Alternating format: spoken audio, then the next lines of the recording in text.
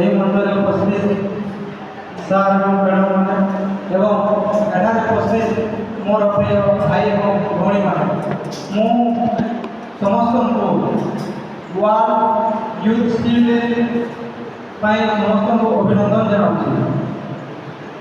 ଆଜି ଆମେ ଏଇଠି ଏକତ୍ରିତ ହୋଇଛୁ ଏଥିପାଇଁ ଯେ ଆଜି ହେଉଛି ବିଶ୍ୱ ଯୁବ କୌଶଳ ଦିବସ।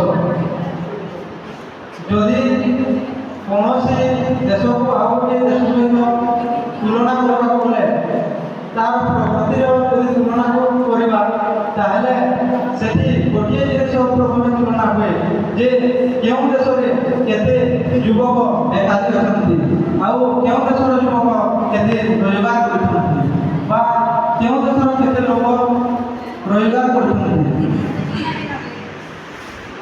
ୱାର୍ଲଡ ୟୁଥ୍ ସ୍କିଲ୍ ଡେ ସର୍ବପ୍ରଥମ 11 ନଭେମ୍ବର 2014 ମସିହାରେ ଆମର ପଡ଼ୋଶୀ ଦେଶ ଶ୍ରୀଲଙ୍କାର